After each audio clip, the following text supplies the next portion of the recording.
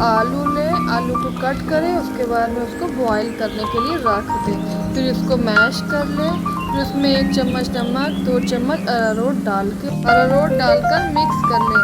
Mix करने के बाद इसको बेलें। बेलने के बाद इसको स्क्वायर शेप पे कट कर लें। फिर ऑयल को गरम करें, उसमें उसको फ्राई कर लें। गोल्डन ब्राउन होने तक उसको सेकें। बहुत ही कम समय में टेस्टी नाश्ता तैयार है।